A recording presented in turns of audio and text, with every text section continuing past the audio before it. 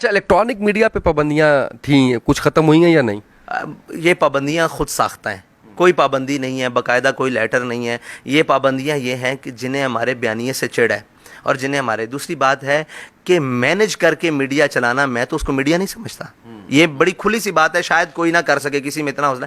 भाई मैनेज करके, मुझे पता है कि कौन कौन कौन किसका लीडर, किस जमात का लीडर, किस हैसियत का कारकुन ओहदेदार कौन से मीडिया को कैसे मैनेज करता है। अगर मैनेज करके मीडिया चलाना है तो वो हमसे अच्छा मैनेज कोई नहीं कर सकेगा, लेकिन वो फिर मीडिया तो ना हुआ ना।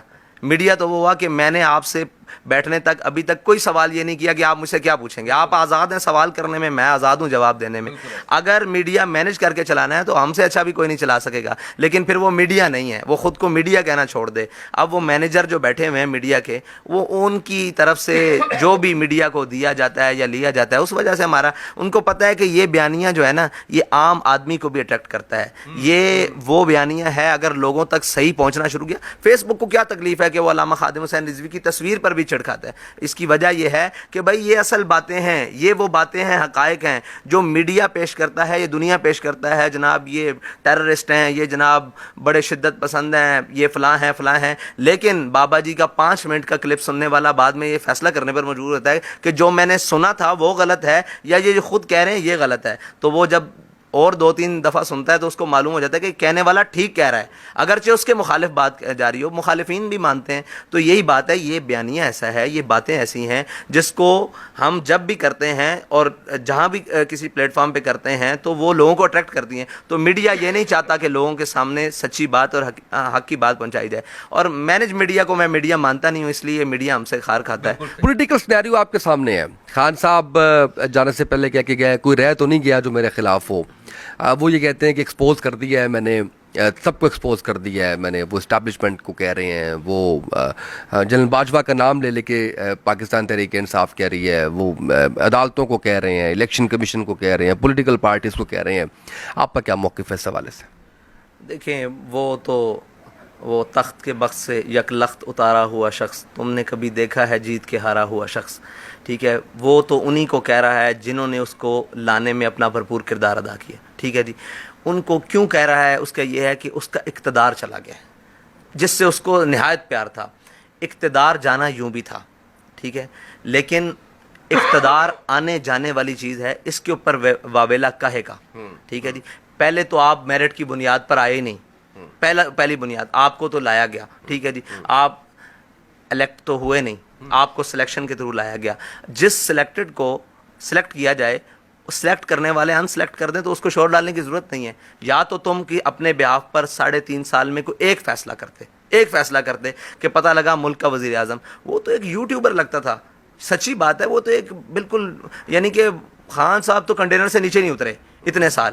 तो वजारत उज़्मा पे भी वो कंटेनर पे थे और अभी भी वो कंटेनर पे हैं। तो उनके बारे में बात करना और उनके बारे में ये कहना कि ये, उसमें किसी किस्म की कोई ऐसी बात नहीं थी। जो बात उसने, बातें वो की जो कोई लीडर करता है, लेकिन अमल वो दिखाया जो एक भगोड़ा करता है। आज भी जब खड़े होने की बारी आई है तो वो देखें, वो डी चौक से भाग गए हैं, वो सारा कुछ बातें इतनी बड़ी बड़ी, और जनाब ये है वो है। आज़ादी की जंग लड़ना, क्या आज़ादी के लिए ऐसे होता था? आज़ादी की जंग ऐसे लड़ी जा सकती थी? मतलब अभी 2 पटाखे चले नहीं तो कौम आगे लग के भाग गई और जनाब ये कर दिया वो कर दिया। मतलब उस शख्स के बारे में मैं तो अपने ये सोच रहा है कि उसके बारे में बात करना भी फजूल है।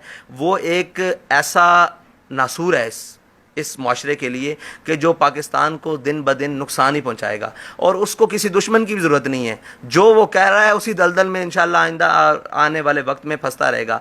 लीडर वो होता है जो मुश्किल हालात में सब्र के साथ और अज़म और इस्तिक़लाल के साथ आगे चलता है। ये नहीं होता कि आप असम्बली से भी भाग जाएं, फिर मैदान लगाएं, मैदान से भी खुद मैदान लगाएं और ख़ुद मैदान से भाग जाएं। तो ये तो कोई उनके बारे में, वो जो ये जो बयानिया ये रखा हुआ है कि ये इम्पोर्टेड हुकूमत है और अमेरिका ने ये साजिश करवाई है। वो एक ख़त भी दिखाया उन्होंने और कहा कि अमेरिका क्योंकि चाहता था कि मैं यहाँ से जाऊँ और वो चाहता था कि ये इनको लेके आए और ये साजिश हुई है। तो क्या कोई साजिश आप समझते हैं कि हुई है इनके साथ? अमेरिका ने साजिश करके इनको लेके आए हैं दूसरों को? मुझे ये बताएं कि जो साजिश करते हैं उनको सुलह के पैगाम भिजवाए जाते हैं और फिर ये भी कहें कि वो इम्पोर्टेड साजिश है। तो एक इम्पोर्टर को तो पैगाम भिजवाया गया कि जनाब आप सुलह कर लें हमसे।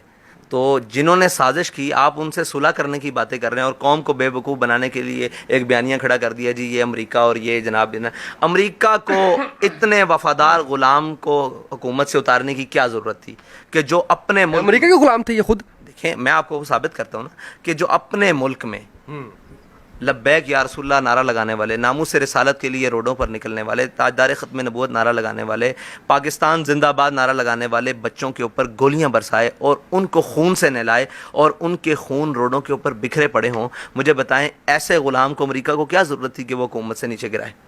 ایسے غلام کو جس نے آسیہ مسیح کو رہا کروایا ہو, ٹھیک ہے جی, جس نے عافیہ صدیقی کے بیانیے کے اوپر الیکشن لڑا ہو اور سیاست میں آیا ہو, اس بیانیے کو چھوڑ کر وہ آسیہ مسیح کو اس ملک سے فرار کرا رہا ہو, وہ قادیانیوں کو اقلیت سے نکال کر اور جناب ان کو حقوق دینے کی بات کر رہا ہو اور ان کے حقوق دینے کے لیے جناب ان کے گھروں میں قیام کر رہا ہو, ملتان کی بات ہے, تو اس شخص کو حکومت سے ملتان میں یہ جلسے پہ گئے ہیں شاہ محمود قریشی صاحب اور ان کے سارے چاہنے والے وہاں ہیں, لیکن ملتان کی اسلام اخبار کی رپورٹ نے منگا کے دیکھیں کہ ملتان جلسے کے بعد انہوں نے جہاں قیام کیا وہ ایک قادیانی کا گھر تھا. اور یا آ کے کہنا, اور پھر یہ ساری چیزیں وہی ہیں کہ اگر ٹچ دیتے دیتے یہ یہاں پہنچے ہیں, اسلامی ٹچ دیتے تھے, سچ تو تھا نہیں, اسلامی سچ ہوتا تو کوئی بات ہوتی نا, یہ ٹچ دیتے دیتے قوم کو بے وقوف بنانے کے لیے ساری چیزیں ایکسپوز ہو رہی ہیں وقت کے ساتھ. ریاست مدینہ جو کہتے تھے, اللہ اکبر, وہ تو اتنا پاکیزہ نام ہے ریاست مدینہ کے نام پر, جو انہوں نے پاکستان کے اندر ایک تماشا لگایا ہے, ایک تماشا لگا کے رکھ دیا ہے, قوم کی بیٹیاں روڈوں پر لا کر جناب ان سے مطلب بے حیائی کا ایک وہ بیج بو دیا ہے کہ جس کو لوگ کرنے کے لیے شرماتے تھے, اب وہ فخر کے ساتھ جاتے ہیں جی ہم آزادی کی جنگ لڑنے جا رہے ہیں. بھائی کون سی آزادی کی جنگ لڑنے جا رہے ہو؟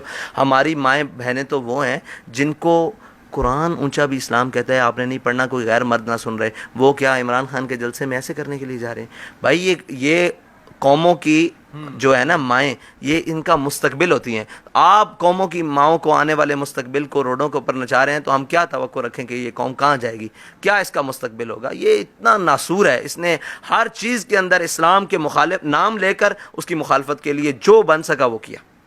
اچھا اب جو اکانومی کا ایک کرائسس چل رہا ہے, چلے اس سے اکانومی کے کرائسس سے پہلے نون لیگ سے کیا آپ توقع رکھتے ہیں کہ نون لیگ, صرف نون لیگ نہیں ساتھ, کیونکہ ابھی پی ڈی ایم کر لیں آپ, اس میں پی پی ہے, اس میں باقی جماعتیں بھی ہیں, ان کو حکومت ملی ہے, ان کے بارے میں کیا رائے ہے؟ دیکھیں یہ تو ایسے ہے کہ خربوزوں کا باغ ہو اور اس میں گدڑ کو راکھی دے دی ہے کہ آپ اس کی حفاظت کرو, ٹھیک ہے جی.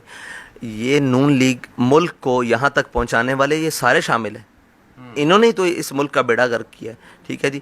نعرہ خان صاحب نے یہی لگایا تھا نا کہ جناب یہ میں چوروں کے خلاف آیا ہوں, تو مجھے بتائیں ان کی کیبنٹ میں کون سا امپورٹڈ اور جناب لوکل چور نہیں تھا جو بیٹھا ہوا تھا, کون سا چینی چور نہیں تھا جو بیٹھا ہوا تھا. آج وہی چینی چور ان کے حمایتی بن گئے ہیں.